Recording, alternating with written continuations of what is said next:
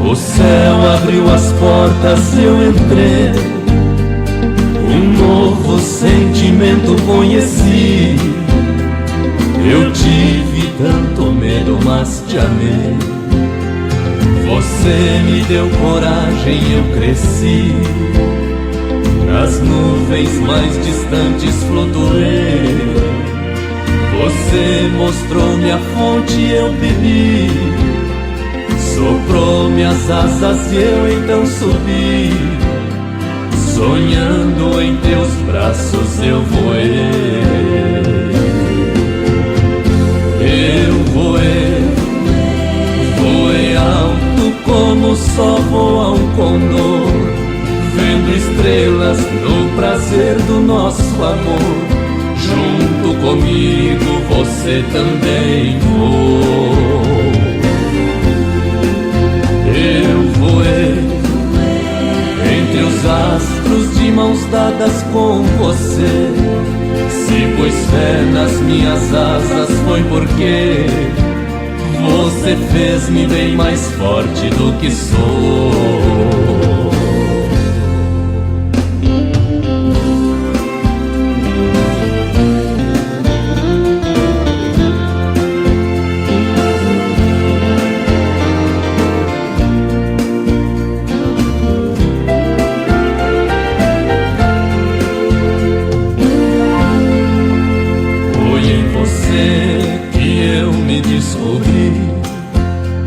Mas como aconteceu isso eu não sei. Eu tinha um coração batendo aqui, mas antes de você eu nem notei. Você é muito mais do que pedir. É a força da palavra de um rei. É a neve que ampara meu esqui. É o livro onde amar eu aprendi. Eu sei que em outras vidas já te amei. Eu voei, voei alto como só voa um condor, vendo estrelas no prazer do nosso amor. Junto comigo você também voou. Eu voei entre os astros de mãos dadas com você. Se pus fé nas minhas asas foi porque você fez-me bem mais forte do que sou.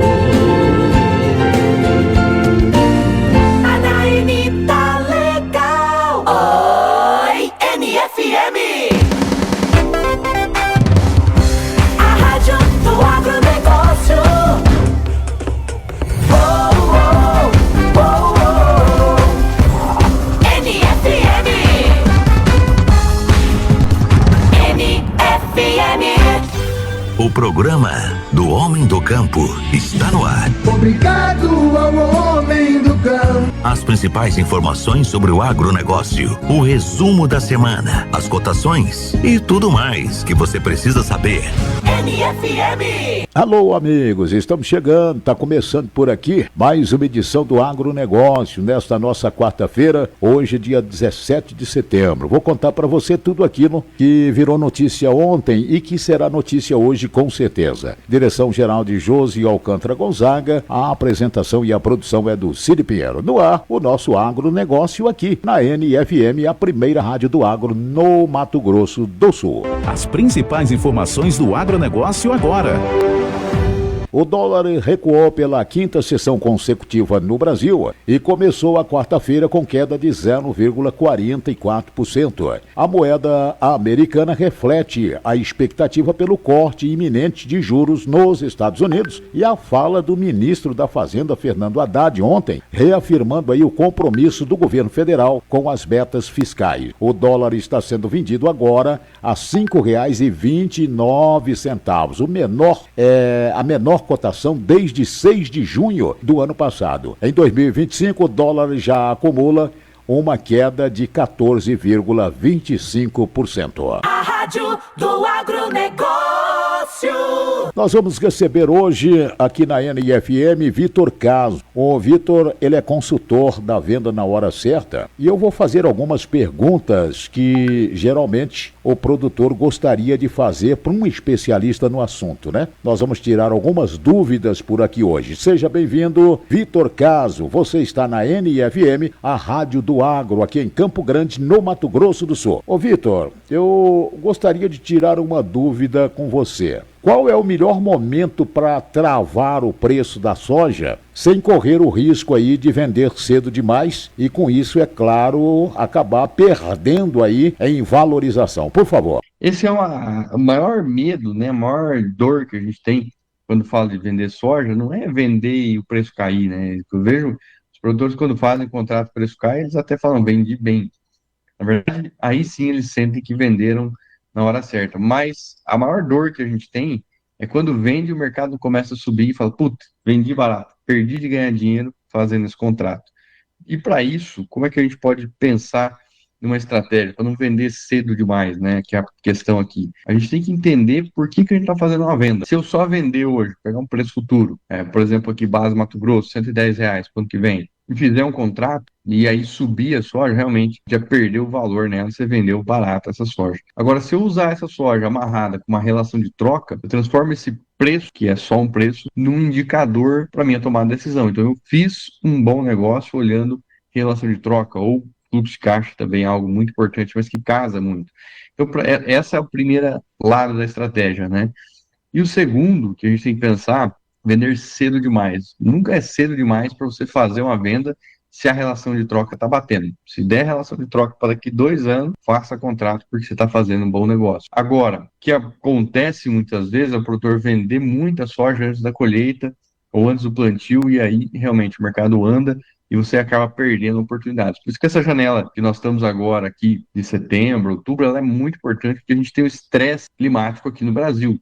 Vai conseguir pôr a safra dentro da janela, não vai, e isso tudo traz oportunidades de preço. Então você vindo, travando o custo, aproveitando oportunidades de mercado e fazendo uma venda até nesse momento aí uns 30% comercializado, físico, isso te dá uma relação de troca boa, fluxo de caixa para lá para frente e também não te deixa tão vendido, você não vendeu tanto cedo demais para perder uma valorização lá na frente. Mesmo que a soja suba, você ainda vai ter 70% para vender daqui para frente. Então essa é primeiro passo. E claro, você pode também, nesses 30%, se você achar que o mercado vai tomar uma tendência de alta, que não é até agora o que está com cara de acontecer, você pode comprar uma participação de alta e ainda aproveitar essa alta. Então, respondendo, né? Qual o risco, né? Como não vender cedo demais?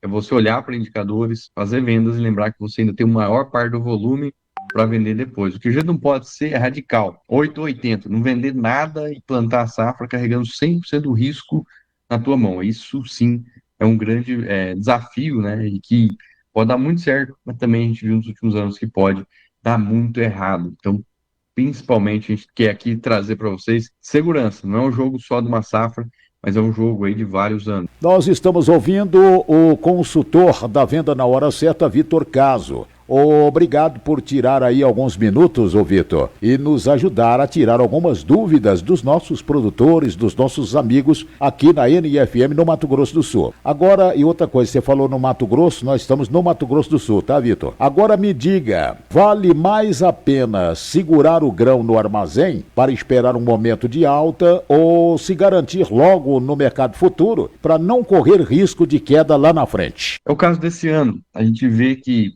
começo do ano, da safra até agora, a soja subiu aí mais ou menos uns R$ 10, algumas praças um pouco mais, um pouco menos, mas no melhor momento talvez subiu aí seus R$ 15, ali em agosto a gente teve alguns picos de oportunidade. Agora a questão é o seguinte, né, se você for pegar o custo de carrego, quebra técnica, custo de armazenagem, o juro extremamente alto esse ano do dinheiro aplicado, provavelmente estaria aí com mais de R$ 10 por saca nesse momento agora, final do ano, sem correr risco. Então é uma coisa que a gente tem que pôr na balança sempre, né? O cenário que a gente tem versus o outro lado da moeda, que é o lado do grão também, se a gente vai ou não conseguir carregar esse grão. E aí lembrar, né? Carregar o grão envolve não só acertar preço, mas envolve fluxo de caixa, qualidade de grão, armazenagem, milho que vem na sequência. Muitas vezes a gente olha muito o mercado, né? E principalmente as perguntas que a gente recebe é muito de preço, e aí eu gosto sempre de falar, beleza, o preço pode até subir, mas você tem as outras caixinhas fechadas aí, custo, caixa, armazenagem, qualidade de grão para segurar esse grão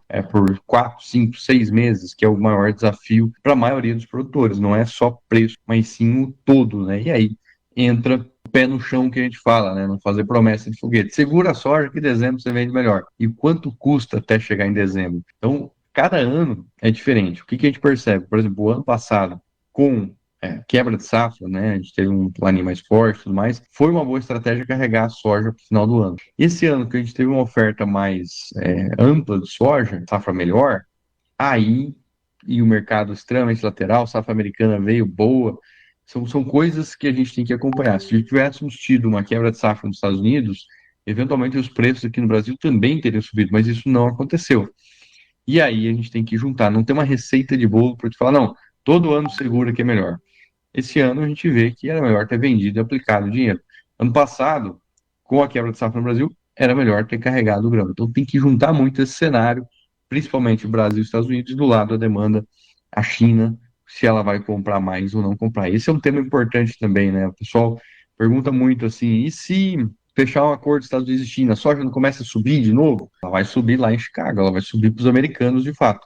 Mas aí cai prêmio aqui no Brasil. Então, de fato, o grande desafio que a gente tem hoje é que tem uma boa oferta de soja no Brasil, na Argentina e nos Estados Unidos. E a China ela tem mantido, né, uma promessa aí de demanda estável para esse ano. Então, se ela fecha um acordo com os Estados Unidos, ela não vai comprar mais soja, ela vai trocar as origens, ela vai deixar de comprar aqui e vai comprar lá. E isso derruba preço. A gente viu isso acontecendo em maio e junho, a China comprando menos soja no Brasil e mais na Argentina. Movimento até atípico, mas motivado pela isenção no imposto lá das retenções, e com isso a Argentina ficando mais competitiva. Então a gente precisaria que uma China viesse comprando mais soja, ao invés de comprar lá seus 96, 100 milhões de toneladas, ela comprasse 110, 120, 130 milhões de toneladas de soja, e aí sim a gente teria pressão de preços. Mas na prática, se eles fecham um acordo, a gente pode sair perdendo nessa com prêmios mais baixos aqui no Brasil. Então as coisas se equilibram, é uma troca, né? É trocar 6 por meia dúzia na prática esse acordo dos Estados Unidos e China. Muito obrigado, Vitor. Meu abraço a você. Disponha da gente aqui no Grupo Gonzaga de Comunicação. Tá com meu contato aí, eu tô com o seu. Quando precisar, vou te encher a paciência. Muito obrigado. Cotações da arroba do boi. Tranquilidade nas compras com o alongamento das escalas nos frigoríficos e consumo interno abaixo do esperado. Isso aqui tudo, amigos, está limitando aí a alta da arroba do boi. Tendência de alta está mantida para o último trimestre do ano, né? Porém, lá no final aí, né? Outubro, novembro, dezembro, a partir de outubro. Porém, com alertas, né? E limitações. Nós vamos acompanhar todos esses detalhes no mercado do boi com o companheiro Alexander Horta e com o João Otávio Figueiredo, ele que é head de pecuária da Datagro. Vamos lá. Dá a contar mais pra gente do que anda acontecendo nesse mercado e analisar as possíveis sequências aí para a precificação da arroba. Tá aqui comigo o João Otávio Figueiredo, head de pecuária lá da Datagro. Seja bem-vindo, meu amigo. Obrigado mais uma vez por nos ajudar a entender o mercado que vive um momento estranho aí, falta de fôlego para uma continuidade de movimento de alta da arroba. Aliás, uma primeira quinzena de setembro travada aí, sem grandes mudanças nas cotações, e imagino que segunda quinzena também também não seja muito diferente aí, né, João? O que a gente pode entender desse mercado? Que momento é esse? E quais os alertas para o pecuarista que nos acompanha? Alexandre, é o seguinte, o que a gente está vendo no mercado nesse momento, a gente está vendo que o mercado está bastante equilibrado, né? Os preços ao longo do ano têm gravitado entre 300 e 330, aqui na Praça Base de São Paulo, o nosso indicador da Tagro, o indicador oficial de liquidação dos contratos futuros em bolsa e também de muitos outros contratos do mercado físico, vê que o mercado está equilibrado. Quando batia o preço mais perto do 30, a escala andava e o preço recuava um pouquinho. A gente teve o tarifaço que realmente trouxe uma turbulência ali, o pessoal ficou preocupado quais seriam as consequências disso. A gente viu o nosso indicador registrar a mínima na média anual de 293. Passado essa turbulência, que a gente viu que o Brasil continuou performando muito bem em exportação. A gente sente falta do mercado norte-americano, mas conseguimos diversificar bastante para outros. A China comprando volumes impressionantes do Brasil, fez com que o preço até voltasse a patamares acima de antes do tarifaço. Então o mercado, como você colocou, Alexandre, setembro está travado aí, não é travado, né? Acho que não sei se é essa a melhor palavra, mas o mercado está andando de lado nesse sentido, está operando aí entre 315 de máxima em São Paulo, 300 de mínima, e o nosso indicador tem performado na média, ele vai para 12, 11, 10, 9, está bastante realmente sem grandes flutuações, que o mercado está realmente operando isso. As escalas estão confortáveis, exportação está indo muito bem, mas o mercado interno é um limitador de uma alta mais expressiva. A gente vê que o mercado interno já tem mais dificuldades de absorver essa carne mais cara no limite, né? Então tá andando bem, mas não tão bem quanto estava no segundo semestre do ano passado. E um fator muito importante, Alexandre, para as exportações, que eu acho que até limita potenciais variações mais de alta, é o câmbio, né? A gente lembra muito bem, o câmbio, começo do ano era 6,20. Agora está mais na casa de 5,50, 5,40, registrou as mínimas ontem, né? Então, essa variação cambial faz com que o preço da tonelada exportada, por mais que ele possa até se valorizar, o câmbio tira um pouco essa competitividade. Então, vê que o mercado está equilibrado e a cadeia pecuária como um todo já está vislumbrando o próximo ano. Os confinamentos que estamos acompanhando aqui estão tendo margens interessantes esse ano. A gente viu o preço de insumo barato, a gente tem um carrego de reposição barata do último ano. Mas qualquer confinador que se conversar agora aí, a originação de boi magro já está desafiadora para o ano que vem, né? Os preços do bezerro, do boi magro como um todo para reposição, estão em valorizações acima do preço do boi gordo. Então acho que esse é o ponto de atenção que a gente vai estar operando e vamos sentir como é que vai ser a performance do último trimestre, né? O último trimestre do ano sempre é um momento do ano de sazonalidade positiva. A gente tem o mercado interno aquecido, férias de finais de ano, 13º, realmente tudo isso impacta de maneira positiva na precificação da arroba, e a exportação também costuma andar bem nos últimos meses do ano. Tem um novo chinês, então ali outubro, novembro é o momento que a China embarca muita carne, mas a gente está, nossa visão, Alexandre, para resumir, para esse ano a gente não deve ver grandes variações, né? Então a gente não imagina o preço rompendo aí patamares tão expressivos como algumas casas precificavam no começo do ano, mas também não estamos vendo muito espaço para ter também nenhum tipo de recuo no preço da arroba, né? Então acho que o mercado vai andar de maneira mais equilibrada para o segundo trimestre, e agora todo mundo já fazendo as contas para o próximo ano, para 2026, que a gente deve ter uma redução mais expressiva da oferta de fêmeas, principalmente, que surpreendeu muito esse ano. O Brasil bateu muita fêmea esse ano, e essa conta vai chegar, né? Então acho que todo mundo já está fazendo as contas aí, não só para esses últimos meses do ano, mas já também com o radar ligado para a próxima temporada, que vai ser desafiadora tanto para o pecuarista quanto para a indústria também. Deixa então, você trouxe vários tópicos aqui, ou vários temas aqui para nossa discussão. Deixa eu puxar um deles, que eu acho que é o que mais nesse momento está preocupando, que é a questão da demanda interna. Você lembrou aí de que a gente precisa da demanda interna justamente para absorver uma oferta maior de animais que está sendo colocada à disposição aí do mercado. Qual que é o risco dessa demanda interna não acontecer no último trimestre e, de fato, ela tem aí um papel importante na formação de preços diante de uma exportação que segue forte e e com tendência de continuar crescendo? Alexander, muito bem, né? O Brasil, 10, 15 anos, a gente sempre direcionava em torno de 20 a 25% do total produzido para o mercado de exportação. 2019 para cá, com esse incremento China, a gente está abrindo novos mercados, a gente está vendo a Indonésia ser aberta, Filipinas, mercado mexicano, canadense, realmente cada vez o mundo como um todo demandando mais carne do Brasil. A gente está estimando que para o fim dessa temporada, em torno de 36 a 37% do total produzido será exportado. Então a gente sai de 25 para 35. Realmente cada vez mais protagonismo na exportação. Só que mesmo com 35, o mercado interno tem um papel protagonista na formação de preço da arroba do boi no Brasil. E o mercado interno brasileiro é muito complexo, né? A gente tem um mercado realmente bastante heterogêneo, um país que tem dimensão continental e de realidades muito diferentes entre eles, né? Então, às vezes o escoamento de carne aqui no Centro-Sul está ocorrendo de maneira mais expressiva, mas em algumas outras regiões do país nem tanto. Então a gente vai entender como é que esse mercado interno vai operar. A gente teve algumas experiências quando o boi rompeu a casa do 350, virou aquela famosa picanha acima de R$ 120 o quilo. A gente sabe que isso deprecia o poder de compra da população, que não consegue absorver essas altas tão expressivas.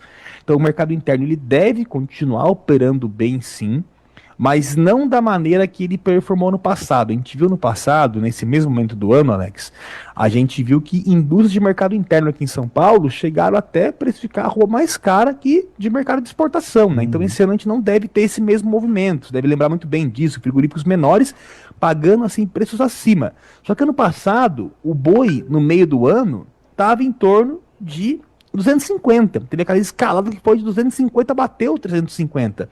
Esse ano é diferente, a gente está vindo o ano todo com o mercado entre 300 e 330. Então não, com certeza aquele rally tão expressivo não vamos identificar mais.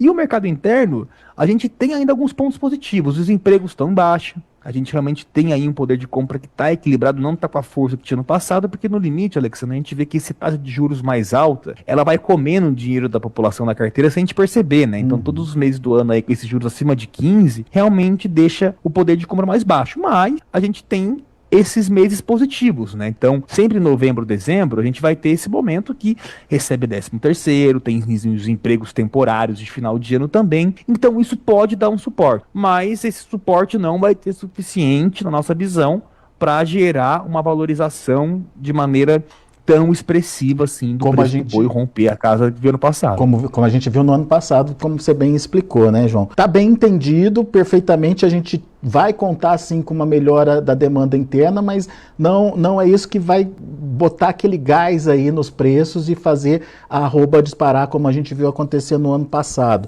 Com relação à exportação, João, você trouxe um ponto de interrogação aí, que é essa questão do dólar. Até que ponto ou até que dólar essa exportação pode ficar prejudicada? Não sei se prejudicada é o termo correto, mas pode ser impactada, né? Até que ponto essa queda do dólar, essa valorização do real pode ser um problema para a exportação, na sua opinião? Não chega a ser um problema, né? Assim, ela tira ou você imprime competitividade a partir do câmbio, né? A gente lembra muito bem que o dólar no começo do ano estava no patamar de 6,20. Então a tonelada exportada, vamos dizer que a indústria está 8, quem sabe $6 o quilo da carne exportada, $6 o quilo com um câmbio de 6 é uma coisa, com um câmbio de 5,30, igual a gente está agora, é outra competitividade, né? Então a gente vê que tem uma valorização. Começo do ano estava em torno de 5,2, 5,3, caminhou para 5,6, para 5,7, a gente teve tarifaço que puxou o preço para baixo de exportação um pouco. Então a operação de exportação ela está indo bem. Mas ela tem limitações por essa questão cambial agora, porque o chinês muitas vezes, ou qualquer outro comprador nosso, ele tem as suas próprias variações cambiais e vai estar negociando isso com os grandes exportadores, né? Então acho que nesse momento que a gente vê aqui o dólar nesse patamar de 5,30, que é uma das mínimas que a gente registra até de algum, preciso verificar aqui o período de tempo, mas a gente não via esse dólar há um bom tempo nesse patamar de 5,30, realmente limita a competitividade da exportação, né? Então o mercado se equilibra de alguma maneira. Então acho que um ponto de atenção para a cadeia pecuária do Brasil nesse momento, que a gente não olhava tanto o dólar, né? Não é algo que impactava o mundo da agricultura, da soja, do açúcar, realmente está sempre olhando esse farol de dólar que vai dar suporte ou não para a nossa commodity lá fora. E nesse momento o dólar não está dando esse suporte, né? Ele está limitando essa competitividade nossa, mas o Brasil ainda, olhar a nossa arroba em dólar, é uma das mais competitivas do mundo, né? A gente está aí perto do Paraguai, a gente vê que outros países já conseguiram andar mais, a Austrália, o próprio Uruguai realmente está mandando mais carne para os Estados Unidos, então esses vasos comunicantes do mercado colocam o Brasil realmente numa posição interessante, porque se a Austrália, o Uruguai mandam mais carne para os Estados Unidos, acontece o quê? Libera mais espaço na China, por exemplo, e outros mercados na Ásia como um todo. Então, a nossa visão para o próximo ano, nesse cenário de escassez de boi e, consequentemente, de carne no mundo, o Brasil vai estar muito bem posicionado, né? E o Brasil cada vez habilitando mais plantas, um trabalho incrível da cadeia pecuária como um todo, né? Que a gente vai poder discutir muito isso amanhã no nosso evento. Eu acho que realmente, vamos ter uns próxima década aí de realmente muito incremento e que a cadeia pecuária nacional vai ser muito reconhecida. Obrigado ao homem do campo. As principais informações sobre o agronegócio, o resumo da semana, as cotações e tudo mais que você precisa saber. NFM, a rádio do agronegócio. A rádio do agronegócio. Oh, oh, oh, oh. NFM. NFM. A rádio do agronegócio.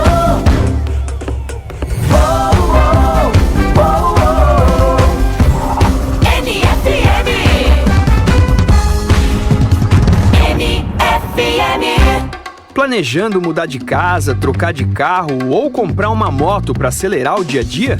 Realize com o consórcio do Sicredi, uma das melhores taxas do mercado, alto índice de contemplação, atendimento personalizado e muito mais. Contrate pelo app, site ou na agência mais próxima.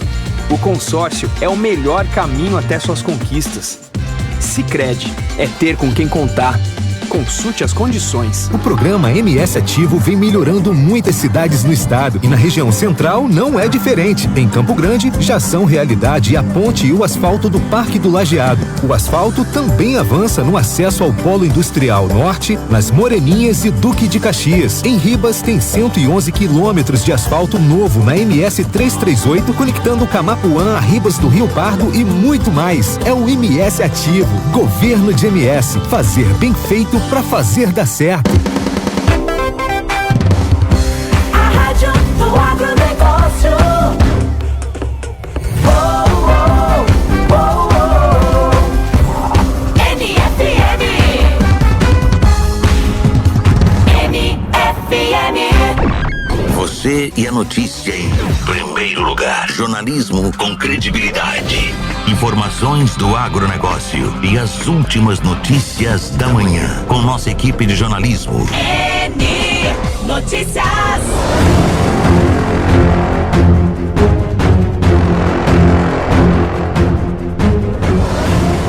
Quarta-feira, 17 de setembro, está começando o N Notícias, com Fernando Acessian e Paulo Barbosa trazendo análise das principais notícias do dia e com participação do diretor de jornalismo Cid Pinheiro. Hoje entrevistaremos o vice-governador de Mato Grosso do Sul, Barbosinha.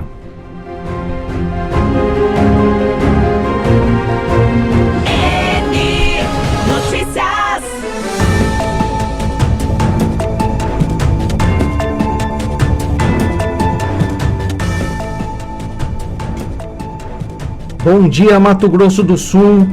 O N Notícias está no ar e, como sempre, nós trazemos para a entrevista importantes personalidades do cenário político regional. Hoje a entrevista será com o vice-governador Barbosinha e você também pode participar mandando perguntas ou observações para o WhatsApp número 67 9615 9393.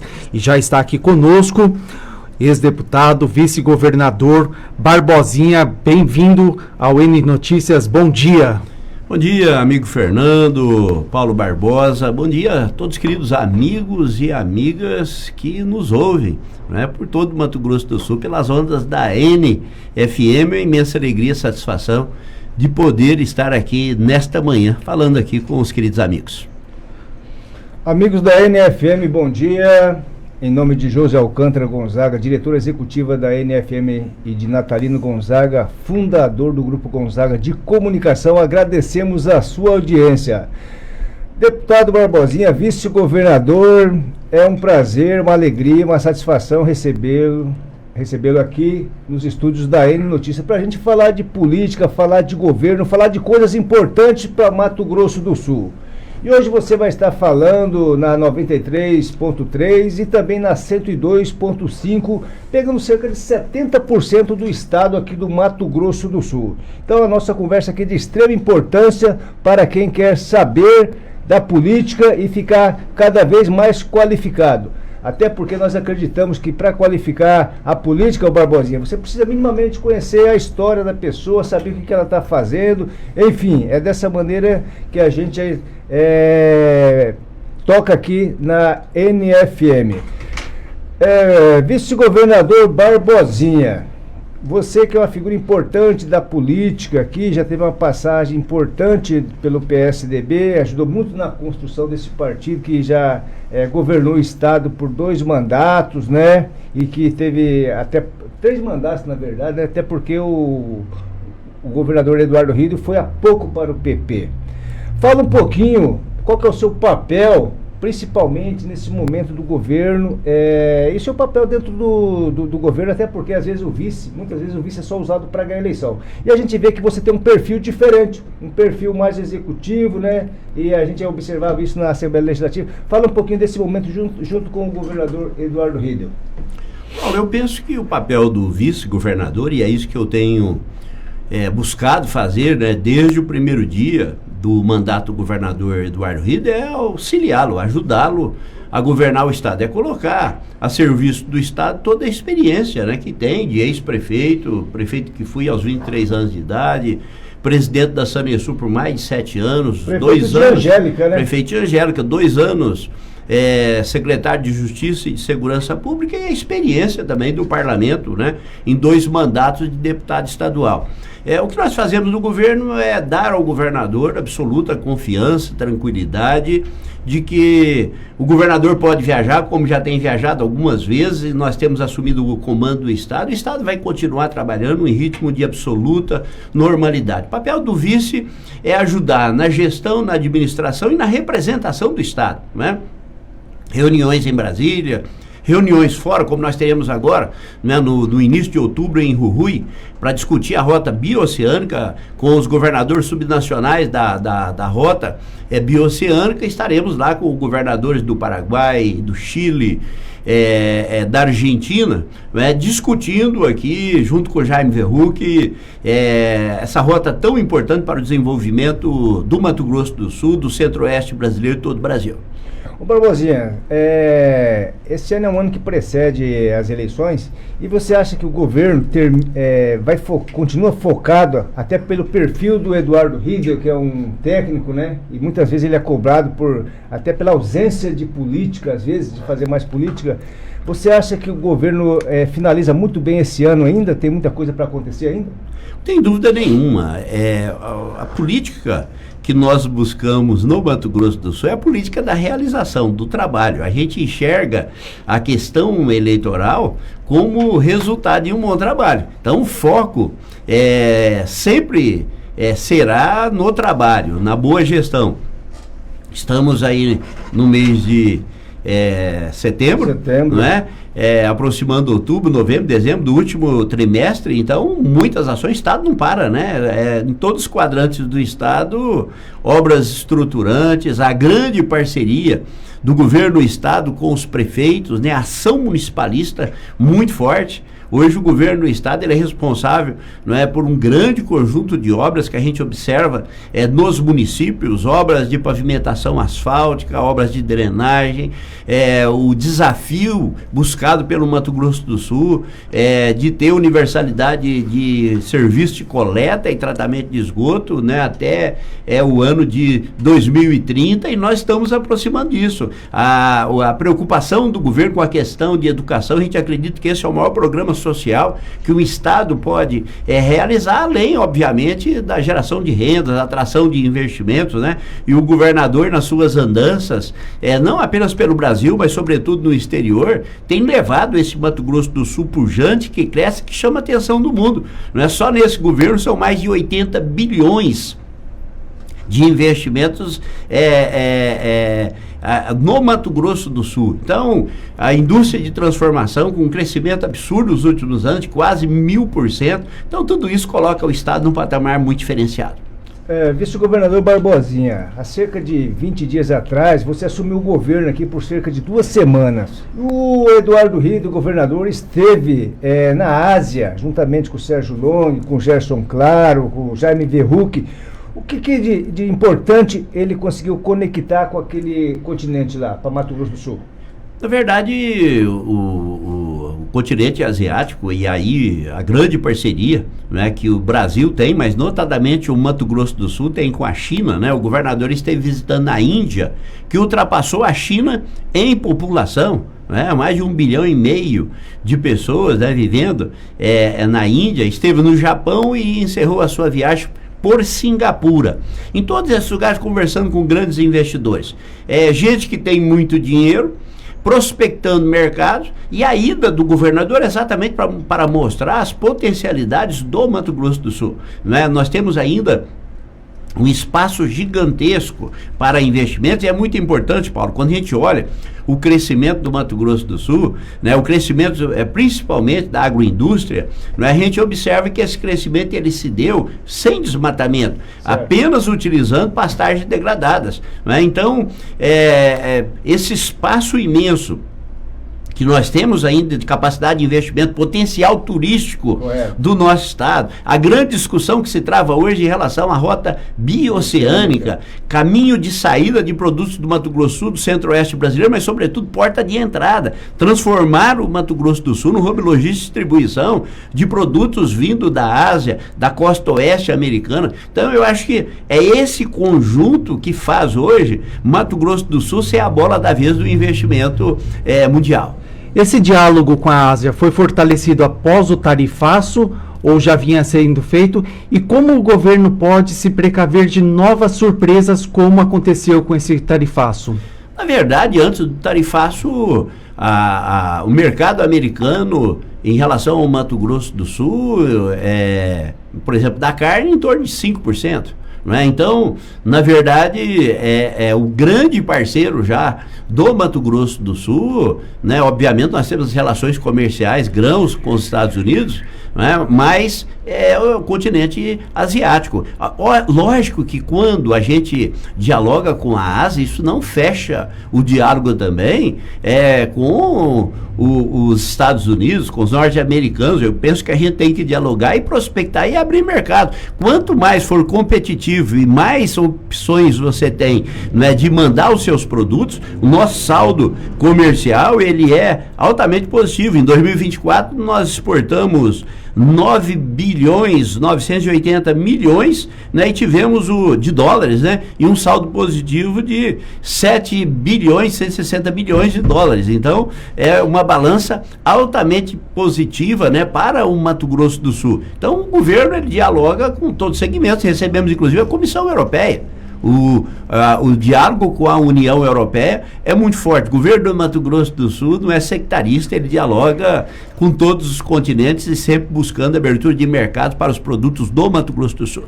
Muito bem, estamos falando aqui com o Barbosinha, vice-governador do estado do Mato Grosso do Sul. Ainda nessa esteira, Barbosinha, já entrando um pouquinho na política, você falou de tarifaço. Como que você vê essa ação do Eduardo Bolsonaro lá, jogando contra o Brasil?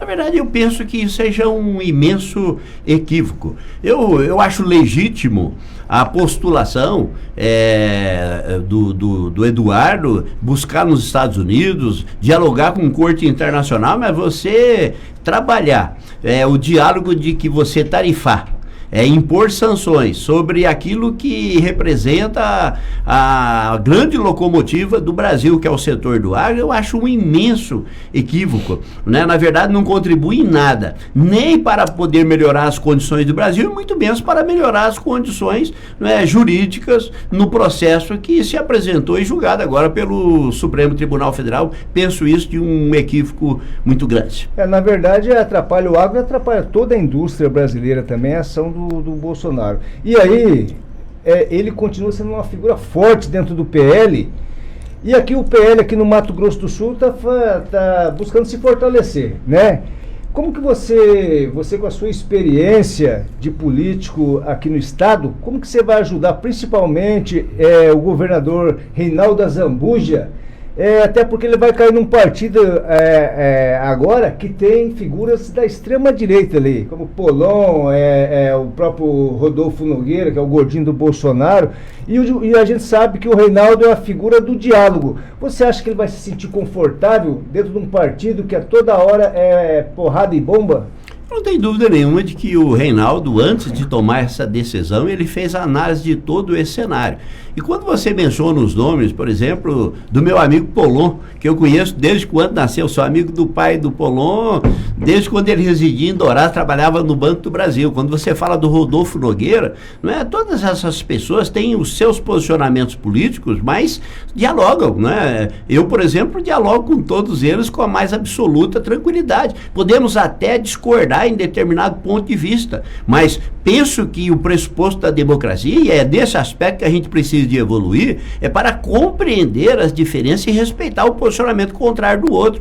Eu penso que está havendo uma grande confusão, um equívoco muito grande de misturar questões econômicas, desenvolvimento com questões políticas, né? E na verdade no Brasil hoje o debate político tem prejudicado muito o econômico. Nós só discutimos hoje política. Nós não falamos de desenvolvimento. O Brasil precisa de virar essa página, precisa de trabalhar as questões de desenvolvimento. Nós estamos num atraso imenso hoje de rodovias, ferrovias, obras estruturantes. O país cresce e nós não melhoramos a nossa infraestrutura. Então, o debate político está ganhando espaço sobre as questões econômicas, quando os dois, do meu entender, deveriam caminhar juntos e um contribuindo para avançar no outro. No Mato Grosso do Sul, nós pensamos política como resultado de uma boa gestão, de uma boa entrega, de uma boa administração, e não política por política em si mesmo.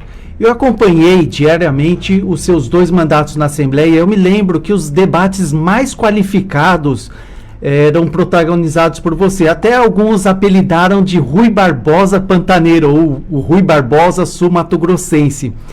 E eram muitas vezes questões técnicas que não davam likes nas redes sociais, mas que foram fundamentais para o desenvolvimento de Mato Grosso do Sul.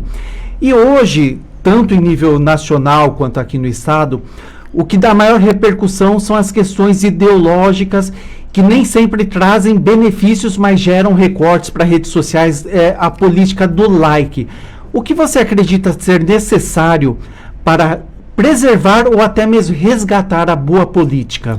Fernando, eu acho que a sua pergunta é muito importante, porque na Assembleia Legislativa nós travávamos imenso debate políticos, né, de saudosa memória, Cabalmi, deputado João Grandão, deputado Pedro Kemp, deputado Amarildo Cruz, né, deputado Onevan de Matos, nós discutíamos tanto as questões políticas como as questões econômicas de alto nível, mas sobretudo se respeitando. Ao final do debate, o diálogo permanecia, não mudávamos de opinião, porque na verdade linhas ideológicas divergentes, mas o respeito ele prevalecia. O que eu tenho percebido muito é no âmbito das próprias famílias.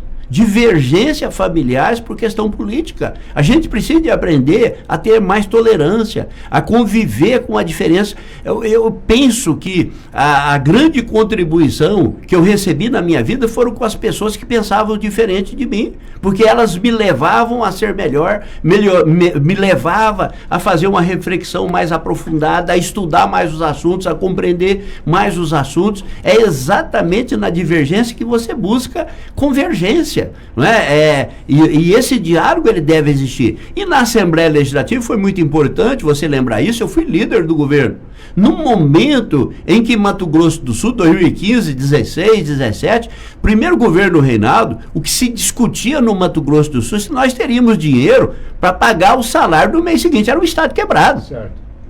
Um estado com imensas dificuldades financeiras. E aí, não é lembrar, Reinaldo teve coragem, líder, o Eduardo Rida era o secretário de governo e o líder do governo na Assembleia Legislativa, pautas indigestas, pautas difíceis, pautas duras, não é? Nós abraçamos esses projetos reestruturantes, reforma administrativa, reforma previdenciária, diminuir o tamanho do Estado para que o Estado pudesse fazer mais entregas, e isso foi fundamental para reerguer o Mato Grosso do Sul de um estado quebrado para ser um dos estados que mais cresce na federação, um dos estados que mais devolve para a população os tributos que arrecada, os indicadores econômicos do Mato Grosso do Sul, todos eles muito favoráveis, e o mundo olha para o Mato Grosso do Sul com um olhar diferenciado. Isso foi resultado do quê?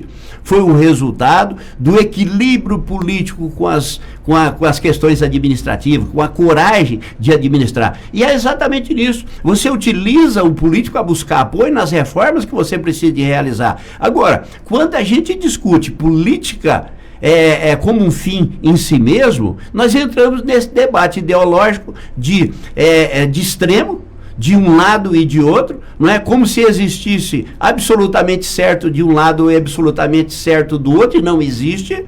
Na verdade, você tem erros, tem acertos, e é exatamente nisso que a gente evolui, que a gente caminha. Então eu penso que a gente precisa, no Brasil, né, de voltar um pouquinho mais para os nossos problemas internos, porque às vezes a utilização do debate político é para esconder os reais problemas de um Estado ou de um país. Quando a gente mergulha no debate político, nesse debate que não leva a um resultado nenhum, na verdade, muitas vezes se busca esconder os graves problemas que nós temos no país econômicos. Não é? Hoje, por exemplo, o Brasil não tem recurso para investimento em obras estruturantes. As obras estruturantes que ocorrem no Brasil, hoje, na sua grande maioria, são obras bancadas pela iniciativa privada. E muitas das vezes nós trabalhamos para achatar a iniciativa privada. Quando, na verdade, o que gera emprego, o que gera renda, o maior programa social que um governo pode realizar, eu vejo o Riedel dizendo muito isso, não é? É de você gerar emprego, você gerar renda, é tirar as pessoas da linha de pobreza por intermédio do trabalho e oportunizar por ação do Estado uma educação de qualidade. Esses, no meu entender, são os dois maiores programas sociais que o Estado pode realizar. Muito bem, estamos conversando aqui com o vice-governador Barbosinha. Barbosinha, ano que precede as eleições, como que você vai ajudar a calibrar esse discurso aí? Você falou que o Reinaldo pegou o Estado arrasado, né? Provavelmente não ia conseguir nem pagar a folha. Só que hoje vocês têm um parceiro lá, que é o André Putinelli. Vai estar junto com o Riedel, vai estar junto com o Reinaldo Azambuja. Como que vocês vão calibrar isso para não milindrar? E outra coisa, o governo de Eduardo Riedel, ele teve uma disputa apertada aqui de segundo turno e ganhou muito por conta daquela aliança com o PT, né? Onde o PT entrava nas aldeias, nos assentamentos e...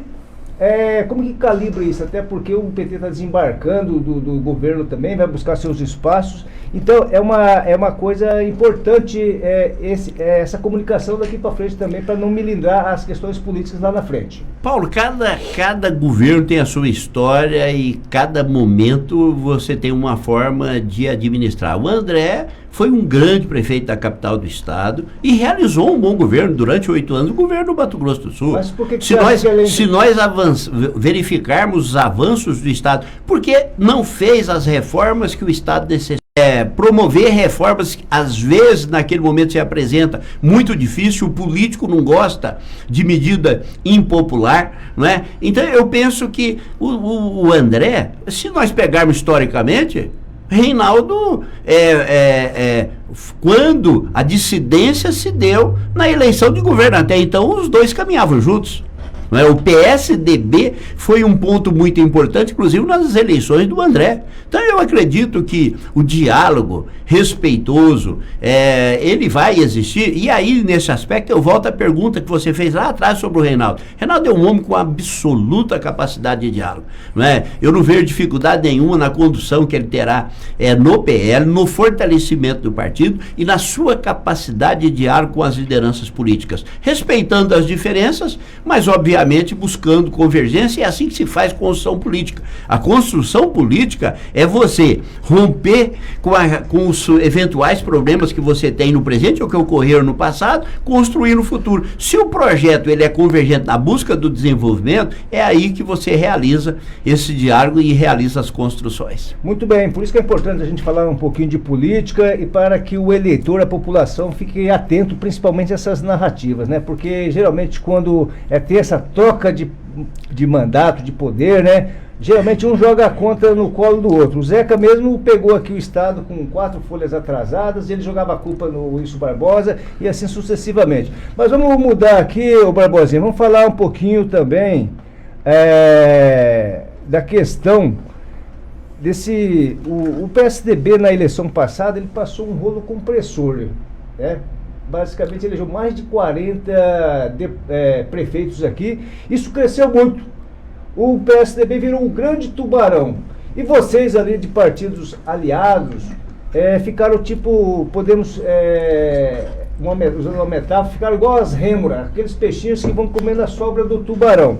Esse tubarão, como que vai ser agora com esse fortalecimento do PL e se vai ter alguém que vai cuidar do PSDB, que ainda vai continuar sendo um grande partido aqui no estado? Olha, eu acho que essa pergunta ela é mais, né, ali quem está no PSDB, mas eu acredito que é um partido, tem vereadores, uma bancada de vereadores muito forte, inclusive alguns que têm projeto de candidatura. Então eu penso que o PSDB não deixará de existir, vai ficar enfraquecido, obviamente, com a perda de liderança importante, como a do governador Reinaldo Azambuja, deve ter a saída de vários prefeitos, eu acredito nisso, mas o partido vai continuar existindo, não é?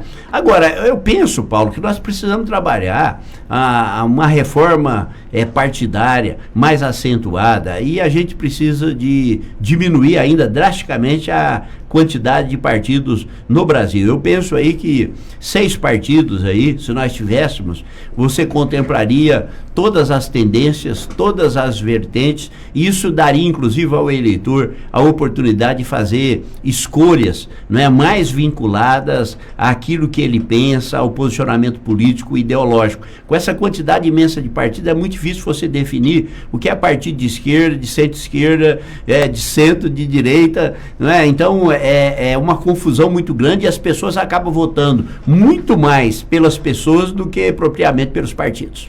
Ô Barbosinha, a gente está colocando esses assuntos na pauta, até porque, com certeza absoluta, você vai cumprir um papel importante, principalmente para o governador Eduardo Rido, vai precisar dessas articulações, e ele com certeza vai contar muito com você. Você não apoiou a Adriane Lopes aqui para prefeita no ano passado.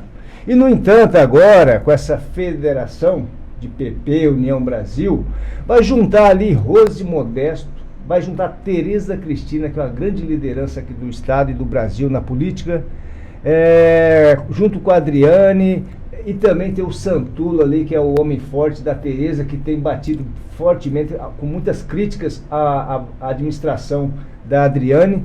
Como que você pensa ajudar? Qual é a forma que o Barbosinha pode ajudar nesse diálogo aí? Bom, primeiro não apoiamos a Adriano no primeiro turno. Segundo turno, apoiamos a Adriano. O governador Eduardo Rido manifestou seu apoio à prefeita Adriano e eu também manifestei, inclusive publicamente. Mas o Reinaldo apoio... não, né? Reinaldo não. Você me fez uma pergunta para mim dizendo que nós não havíamos apoiado e eu estou te respondendo que no segundo turno nós apoiamos. Eu penso que eu tenho visto essa discussão acerca da capital e a impressão que se tem é que a prefeita estaria no seu último ano de mandato. Ela está há 8 meses. Ela assumiu um mandato tampão e há 8 meses do segundo mandato.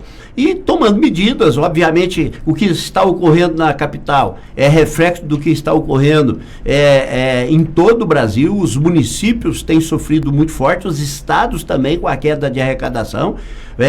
Exatamente porque nós substituímos o debate econômico pelo debate político, né? E isso tem repercutido fortemente na arrecadação nacional e na diminuição de receitas. E quando diminui receita, isso impõe restrição. Não é? Ou você promove, por exemplo, Mato Grosso do Sul, o governador Eduardo Rui fez uma opção, não aumentar tributos. Certo. E enquanto a maioria dos estados aumentou a alíquota modal em 2%, 3%, até 4%, nós tivemos em alguns estados o aumento da alíquota modal do ICMS, o Rio fez a opção no Mato Grosso do Sul de não aumentar tributos. E quando você não aumenta tributos e você tem momentos de dificuldade, aí entra a capacidade do gestor de fazer o quê? Promover cortes. Sem prejudicar o andamento da máquina, você precisa de reduzir despesas, né? E é isso que eu vejo a Prefeitura de Campo Grande, eu vejo o governo do Estado. Agora, parcerias, eu acredito que nesse momento a gente precisa de somar esforços, diminuir as críticas, muito mais apoio, muito mais ajuda, para que a gente possa fazer com que essa Campo Grande extraordinária, às vezes nós que estamos aqui não conseguimos enxergar a nossa capital com os olhos de quem vem de fora. Quem vem de fora olha para Campo Grande e enxerga essa capital extraordinária, é um dos maiores índices de desenvolvimento humano do Brasil, uma cidade extremamente acolhedora. Tem problemas, mas eu acho que nesse aspecto se soma todos nós para poder ajudar nesse momento a nossa capital. Você citou que no primeiro turno você não apoiou a Adriane, porém no segundo turno esteve junto com ela. E por parte do eleitor não existe esse entendimento, até eles veem como contraditório. Um exemplo até o Pedro Ossian, que ele teve alguns embates ali na Assembleia com o Lídio por conta da administração. O Pedro Ossian faz parte do seu partido e em algum momento eles terão que caminhar junto. Você entende que essas críticas são importantes para a construção e tem existem contradições em um momento você apoiar e outro momento criticar? Eu acho absolutamente normal, desde que a crítica seja construtiva, não aquela crítica depreciativa da pessoa. Agora, a crítica voltada para a gestão, para a discordância a respeito de modelo de gestão, o executivo tomou uma decisão A e eu penso de forma B, eu acho isso altamente positivo. E no regime democrático, só o regime democrático possibilita isso. Aí entra a força da democracia.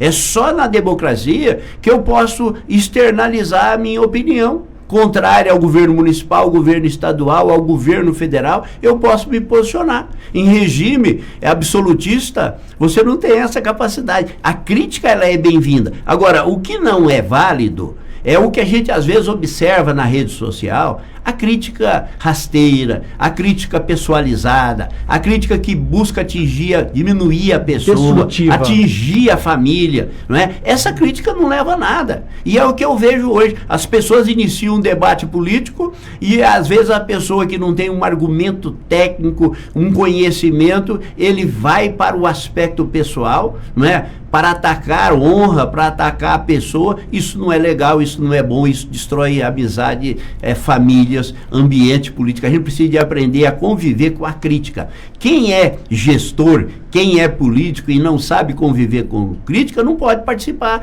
da vida política.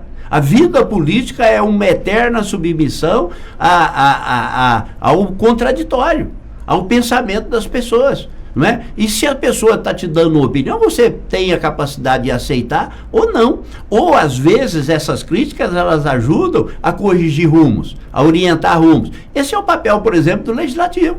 Não é? De estabelecer esse debate tanto na Câmara Municipal como na Assembleia Legislativa, é exatamente do contraditório, né, das antíteses, que a gente acaba construindo grandes sínteses. Uma observação minha, até porque muitas vezes esses parlamentares que fazem crítica, eles representam um segmento da população e até mesmo eles trazem uma crítica do seu segmento para o debate, né? Fazendo com que você tenha visões que às vezes você não tem direto com a população. Fernando, um problema muito sério às vezes do político é viver dentro de uma bolha.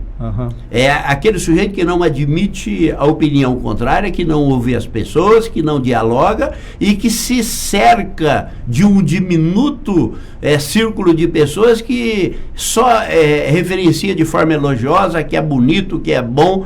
Isso é péssimo para a gestão. Quando eu dialogo com os vereadores, não tem pessoa mais próxima da população do que o vereador.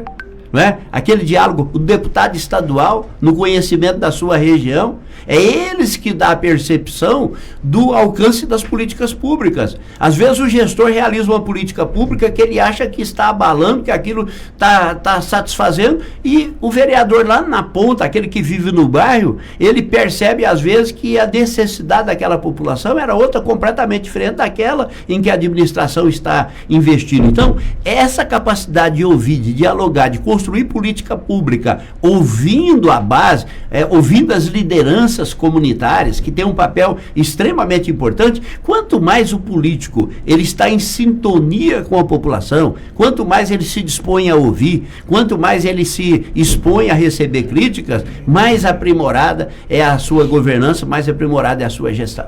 Muito bem, estamos aqui conversando nessa manhã de quarta-feira com o vice-governador Barbosinha. E quero já registrar, Barbosinha, está ouvindo o nosso programa, está ouvindo você aqui, está na sua audiência, o prefeito Rodrigo Basso, juntamente com o Natalino Gonzaga também, que é secretário de governo da cidade de Sidrolândia. Manda um abraço para você também, que o Washington Willeman, diretor-presidente da Agraer, está na escuta também do vice-governador.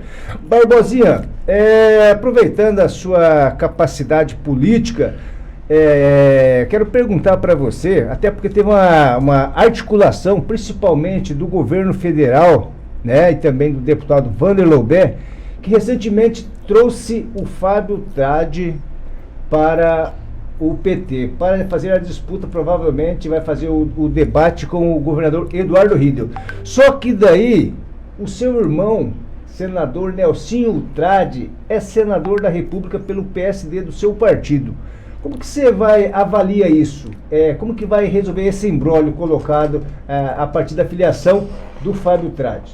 Para você ver que em democracia até irmãos pode se divergir, não é? Você imagina se todos os irmãos pensassem absolutamente igual, né? Da mesma forma, saem personalidades completamente diferentes. E eu acho que é exatamente isso que reside a beleza da democracia, não é? As pessoas têm formação diferente, visões diferentes de mundo. Ora, eu creio que essa explicação ela vai ter que ser muito mais dada pelos próprios irmãos, ou pelo Fábio dizendo porque foi para o PT e o Nelson. Na sua avaliação, você acha que prejudica o senador? Olha, eu não sei, é muito difícil a gente fazer uma avaliação da perspectiva do eleitor, não é? Obviamente que isso vai depender muito das candidaturas e como que isso vai se dar durante o debate eleitoral. Obviamente que suscita dúvidas, porque não é o conjunto familiar que tem uma tradição política muito forte. De um lado você vai ter um expressando um posicionamento político à esquerda e outro estará expressando seu posicionamento político à direita, embora nós tenhamos ainda um tempo muito longo até a eleição, não é? Eu acho que era o Tancredo, Ulisses, que dizia que política é como nuvem, não é? Você só pode se posicionar naquele exato momento. Então é muito difícil a gente fazer diagnóstico, não é? Ainda faltando aí um ano para a eleição. Então daqui até o período eleitoral, muitas mudanças ainda poderão acontecer. E me permita aqui mandar um grande abraço, né, para o Natalino, né, o N aqui da nossa NFM, para Josi, e um abraço ao meu querido Rodrigo Basso, grande gestor, administrador, né, e administrando Sidrolândia e obviamente contando também com o apoio do governo do estado na sua gestão, na sua administração. Muito bem, estamos falando um pouquinho agora do senador Nelsinho Tradi, e nessa esteira do Senado ainda, vice-governador Barbosinha, a Federação PP e União Brasil vai se tornar uma federação muito forte para as eleições do ano que vem, que vai estar caminhando junto com o Eduardo Riedel. E eles com certeza vão pleitear uma vaga na chapa majoritária. E quem está se colocando e se articulando para essa vaga é o presidente da Assembleia Legislativa, Gerson Claro. Como que você vê essa movimentação do Gerson e essa candidatura do Gerson para essa vaga ao Senado? absolutamente legítima. O deputado Gerson Claro, presidente da Assembleia Legislativa, uma ascensão política muito forte, né, já ocupou cargos políticos importantes, tem um conhecimento muito vasto do Mato Grosso do Sul, e toda a postulação é legítima dele e de todos os outros que buscam, não é, uma vaga majoritária. Eu acho que isso enriquece o debate político. Quantos mais opções nós termos para as vagas, isso qualifica, não é, as escolhas, qualifica o debate, e o fato de eventualmente você ter uma candidatura posta como a do Reinaldo Azambuja, né, que já tem uma definição, vai estar caminhando junto conosco, caminhando junto com o governador Eduardo Rido, não inviabiliza as outras propostas de candidatura, porque são 2 vagas ao Senado da República. Então, eu acredito que todas essas postulações, elas são legítimas e elas passarão pelos filtros da escolha, né? Na medida em que o tempo vai passando, né, as coisas vão se transformando. Deputados estaduais que poderão ir para deputado federal, federal que pode vir para estadual, né?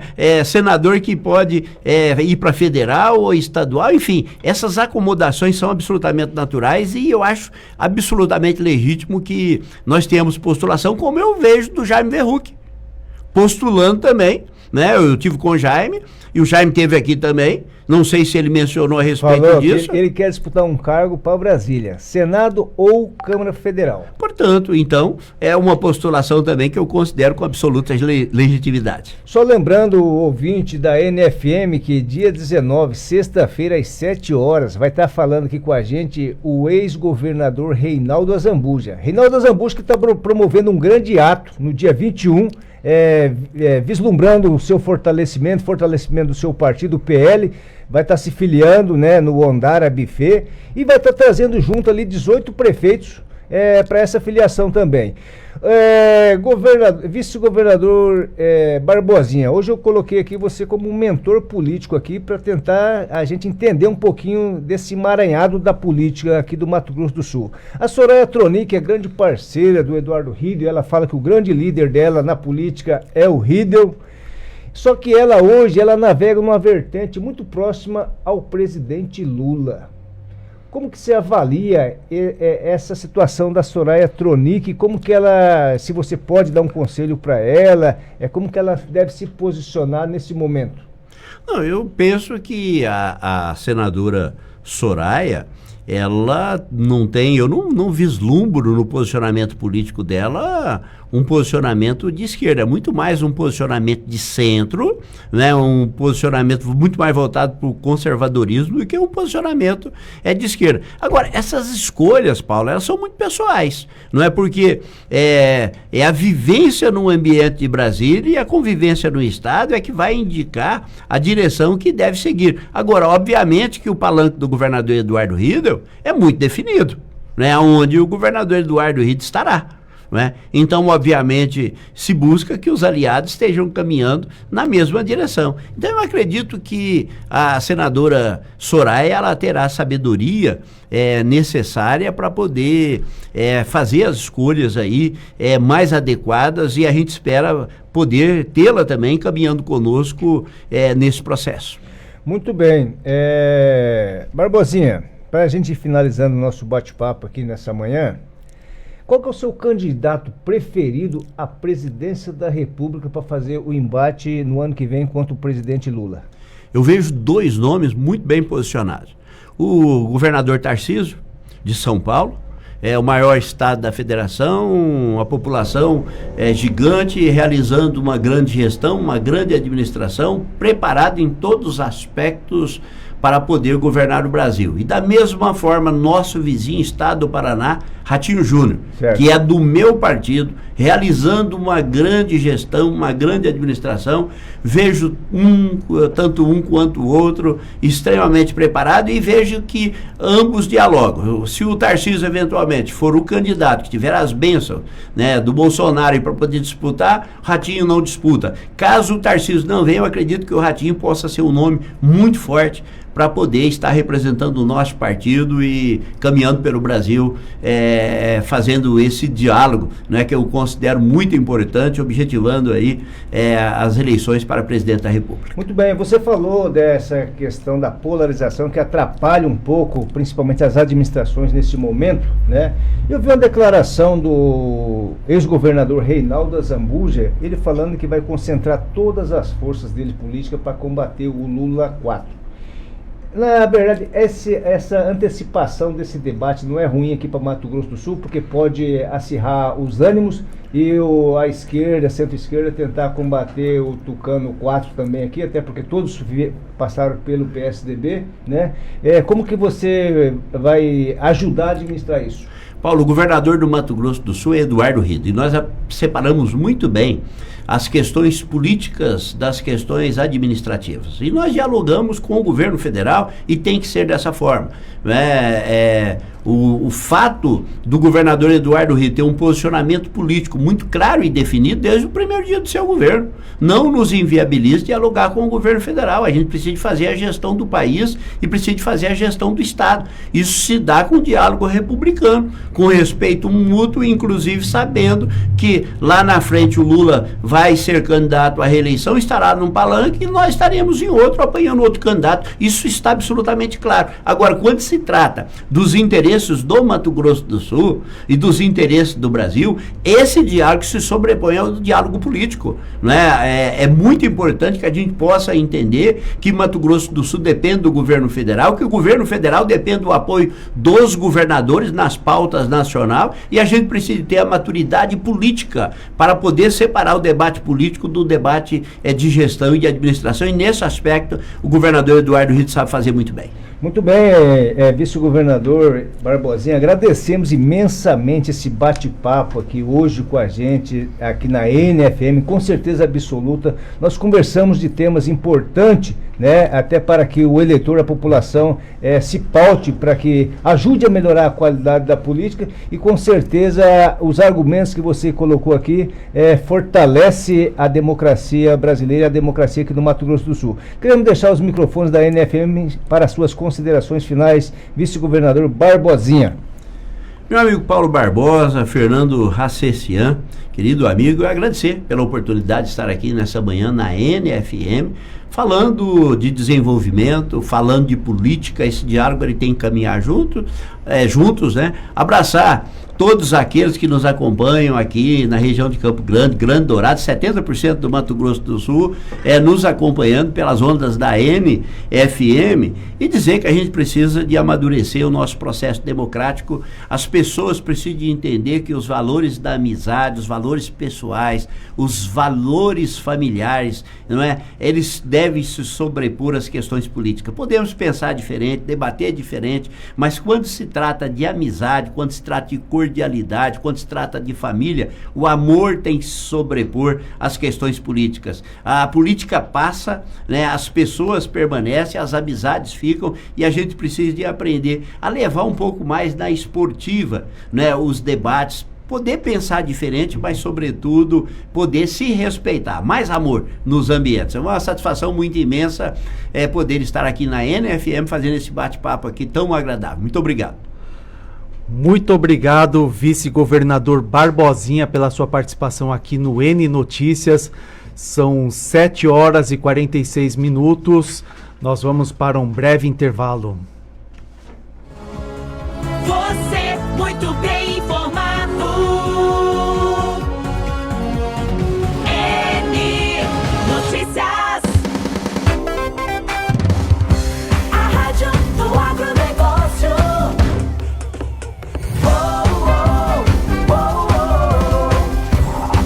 NFM. NFM. A rádio do agronegócio.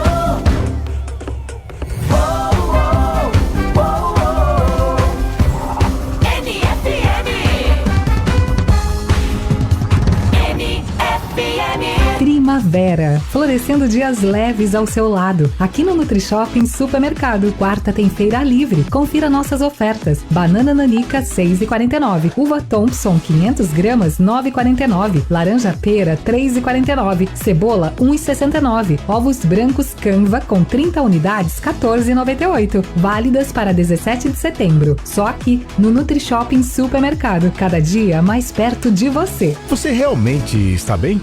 Às vezes, só essa pergunta muda tudo. Estamos no Setembro Amarelo, um mês dedicado a falar de vida, de cuidado e de esperança. Tem muitos por aí sorrindo por fora, mas carregando um peso enorme por dentro. Por isso, olhe com carinho para as pessoas que você ama e pergunte se elas estão bem de verdade. Fique atento aos sinais. Apoie, abrace, escute com atenção. E se precisar, peça ajuda. Procure alguém de confiança. Falar é o primeiro passo para se sentir melhor. A vida é única e você é importante demais para desistir dela. A campanha Setembro Amarelo salva vidas. Divulgue. Câmara de Sidrolândia. Crescendo junto com você. O programa MS Ativo vem melhorando muitas cidades no estado e na região central não é diferente. Em Campo Grande já são realidade a ponte e o asfalto do Parque do Lajeado. O asfalto também avança no acesso ao Polo Industrial Norte, nas Moreninhas e Duque de Caxias. Em Ribas tem 111 quilômetros de asfalto novo na MS 338, conectando Camapuã a Ribas do Rio Pardo e muito mais. É o MS Ativo. Governo de MS. Fazer bem feito para fazer dar certo. Você sonha em trabalhar na maior biorefinaria de etanol da América Latina? Agora é a sua chance. A Impasa está com mais de 200 vagas abertas para diversas áreas e todas também disponíveis para pessoas com deficiência. Acreditamos que inclusão de verdade acontece com oportunidade. Realize esse sonho e venha ser mais que energia com a gente. Para produzir cada vez mais, tem que aguentar a pressão. A Comagram tem mangueiras hidráulicas de alta performance e prensagem de terminais e conexões de todas as bitolas para os mais variados sistemas hidráulicos. Na hora de fazer o reparo ou manutenção do sistema hidráulico, prefira alta qualidade e resistência. Comagram, ajudando a produzir. Lojas em Campo Grande, Dourados, Naviraí, Maracaju, Corumbá e Nova Andradina. Agora, em Dois Irmãos do Buriti, Coeso, Agropecuária e Eletrificação Rural, que você encontra sal branco, suplemento mineral, rações, milhos, medicamentos veterinários e modificador completo para o seu gado. Coeso, Agropecuária e Eletrificação Rural, na Avenida Reginaldo Lemes da Silva, na entrada da cidade, em Dois Irmãos do Buriti. Aguardamos a sua visita. A Rádio do Agronegócio.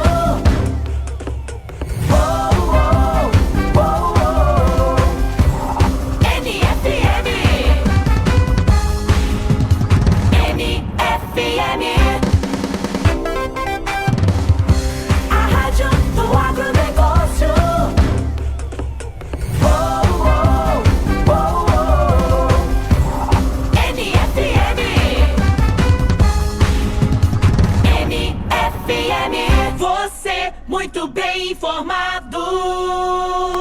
N Notícias.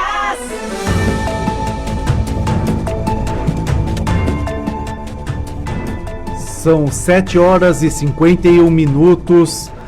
Nós entrevistamos agora há pouco o vice-governador Barbosinha e por conta do tempo dele, o Paulo Barbosa fará agora o editorial sobre uma pesquisa do Instituto Quest sobre a anistia dos envolvidos no 8 de janeiro.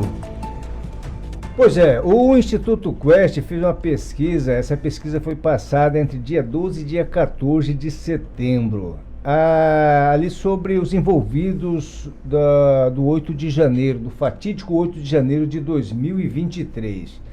A pesquisa, ela aponta que são contra a anistia 41% da população brasileira. E a favor da anistia, incluindo até Bolsonaro, todos os envolvidos, 36%. Esses números mostram o reflexo da polarização que existe, a polarização política que existe no Brasil. 10% não se manifestaram, né? E 13% não opinaram, e a favor só dos manifestantes, liberar a anistia para os manifestantes, apenas 10%. E aí, Fernando, outra situação, o presidente Bolsonaro ontem, ele foi internado, né? O presidente Bolsonaro foi internado, passou a noite no hospital, e o diagnóstico ali colocado foi que ele estava com soluço e com vômitos. E também outra figura que já foi presidente do Brasil, que continua em prisão domiciliar, é o ex-presidente Collor.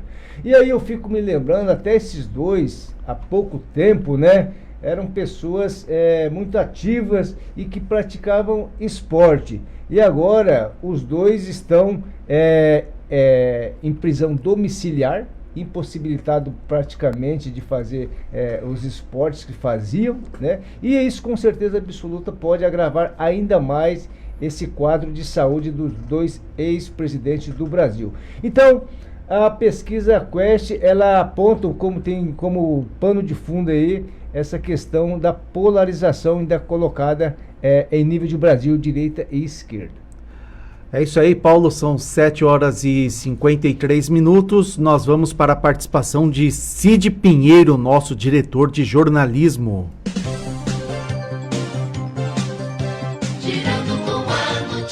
Alô, Paulo. Alô, Fernando, bom dia para vocês. Um bom dia também ao nosso vice-governador Barbosinha, que está hoje com vocês aí nos estúdios, né? Nosso abraço, muito obrigado. E eu vou aqui com as informações da Assembleia e do Governo do Estado. Os servidores de Mato Grosso do Sul vão receber agora em setembro a primeira parcela do 13º salário, que será pago no dia 23 deste mês, né? Com o dinheiro na conta no dia 24, com a disponibilidade de saque, né? No dia 24, essa é a verdade. A antecipação vai beneficiar os quase 82 mil trabalhadores entre ativos, inativos e pensionistas. É o maior adiantamento, Paulo, dos últimos anos, já que o Estado tem até o dia 20 de dezembro para pagar o adicional. Até a folha do pagamento do último 13º aqui em Mato Grosso do Sul, nós tínhamos 81.997 servidores públicos, sendo 52.499 ativos, 29.478 inativos. Segundo o secretário titular da Secretaria Estadual de Administração, o Frederico Fellini, o valor mensal de salários e benefícios giram em torno de 800 milhões. Ainda lá no Parque dos Poderes, o governo do estado, através da Secretaria de Justiça e Segurança Pública, instituiu o programa MS Acolhe e Protege, que será executado em caráter extraordinário e temporário pela Polícia Civil, permitindo que delegados, escrivães e investigadores realizem mais de 1.250 plantões, né, além da jornada mensal. Assim, o atendimento e a apuração de crimes de violência doméstica serão ampliados, especialmente em Campo Grande e lá na querida Dourado, cidade aí do vice-governador. Um abraço, amigos. Eu estou na sequência aí com a Operação Combate.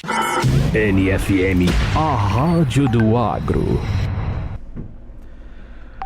Muito obrigado pela sua participação, Cid Pinheiro. Paulo, Mato Grosso do Sul, apesar de ser um estado jovem, a gente já tem aqui essa consciência sobre a importância da preservação da cultura e da nossa história. Mas aconteceu um fato até curioso ali em Rochedo, que não condiz com essa nossa intenção de preservar a nossa história. O que aconteceu? Na verdade, Fernando, eu fui procurado pelo Everson Lopes. Everson Lopes é um amigo aqui de Campo Grande, e o Everson Lopes estava me falando, relatando que o pai dele foi vereador da cidade de Rochedo, cidade que fica aqui cerca de 80 quilômetros da capital. O pai dele foi vereador nos anos 80 e 90. E lá, o pai dele já é falecido, né? E lá tem uma praça em Rochedo que tem a homenagem às pessoas que foram políticos, que contribuíram com a cidade. Pessoas históricas da Exatamente. cidade. E o pai dele é o Luiz Lopes Filho. E o Everson, andando lá em Rochedo, levou o seu filho para conhecer. Falou: meu filho, vamos lá na praça aqui da cidade, que o seu avô foi homenageado com um banco da praça. Ele chegou lá, o banco não existe mais, tá? Não que seria essa questão do pai dele ser importante, mas é a questão da falta de consciência dos administradores de preservar a história, principalmente de quem contribuiu com o município, né? Não sei se foi o prefeito da gestão passada, o Juninho, que retirou, ou se foi o atual, que é o prefeito Arino, mas que fique o registro, que repõe esses bancos, essas homenagens às pessoas que contribuíram de forma importante para a cidade de Rochedo. Então fica o nosso registro aqui. E aí o Everson já fez contato com o secretário de Cultura, Marcos Alves, né? Já mandou um ofício, e o Marcos Alves ficou de levar essa situação para o prefeito Arino. Vamos aguardar aqui, depois a gente vai fazer esse contato com o secretário de Cultura do município de Rochedo, para ver se essa situação, que é uma situação que parece pequena, mas que é importante para a história de quem contribui com a cidade, com o estado e com o Brasil. E agora vamos a uma das notícias mais polêmicas do dia. A Câmara aprovou ontem à noite a PEC da blindagem. Essa PEC aí, Fernando, essa PEC ela podia ter o nome também de PEC da malandragem. Essa é uma PEC onde os políticos eles estão fazendo gestão em causa própria. Então, né, até porque ali eles estão fazendo uma blindagem principalmente para delitos que possam ser cometidos durante o mandato ou fora do mandato. Então, é uma PEC que procura preservar apenas o político, como as benesses que ele tem, enfim, né? E ali na Câmara Federal, no Senado, tem coisas importantes para ser votado. Tem a questão da isenção lá do imposto de renda para quem ganha até R$5.000, e isso vai ficando para trás. Então, o que a gente vê? Os políticos do Brasil votando e legislando em causa própria. Essa PEC da blindagem, ela praticamente permite aos parlamentares protegerem a si mesmos, o que significa que nenhum parlamentar pode ser preso, até mesmo em flagrante, sem a aprovação dos demais. Entre outras condenações, todo esse trâmite tem que passar primeiro por uma votação dos próprios deputados, que vão dizer se o colega pode ou não passar por algum processo, até mesmo prisão, correto? E o que a gente vê aqui, mesmo tão criticado, essa PEC teve o apoio maciço do PL, sendo o principal partido que articulou pela aprovação desse projeto, e o principal partido que votou contra a PEC da blindagem foi o PT. Teve 51 votos contrários na votação em primeiro turno, enquanto o PL teve 83 votos favoráveis no primeiro turno. Com certeza, Fernando, vai ter uma manifestação do STF referente a esse projeto também. Com certeza o STF deve se posicionar e pode, de repente, haver algumas mudanças no que tange essa aprovação também. E outra questão muito importante é que um projeto deu prioridade para um projeto que protege ele mesmo, mas um projeto que de grande interesse da nação, que seria a isenção do imposto de renda, foi deixado de lado para que pudesse ter prioridade, né? A oposição colocou essa discussão em pauta da blindagem e deixou de lado a PEC, a isenção do imposto de renda. Uma pena também que a grande parte da população brasileira não sabe como vota o seu deputado lá, né? Então, era importante que todos buscassem as informações de como que está votando o seu deputado, e essa PEC da blindagem aí, a gente vai estar divulgando aqui para frente quem são os deputados, quem votaram, principalmente os deputados aqui do Mato Grosso do Sul, como votaram nessa PEC aqui. Vamos ver se amanhã, Fernando, a gente já consegue trazer como que se posicionaram e votaram os deputados do Mato Grosso do Sul. Eu não estou com a lista completa aqui, mas até onde eu tinha visto ontem à noite, o Vander tinha votado contrário, o Polon tinha votado favorável, o Rodolfo favorável, mas a gente traz, acho que a Camila não votou e o Geraldo não votaram, mas a gente traz a lista completa. A gente atualiza amanhã. E detalhado. São 8h02. O N Notícias continua após o intervalo, mas eu e o Paulo Barbosa ficamos por aqui. Você continua com Cid Pinheiro e o seu quadro Operação Combate.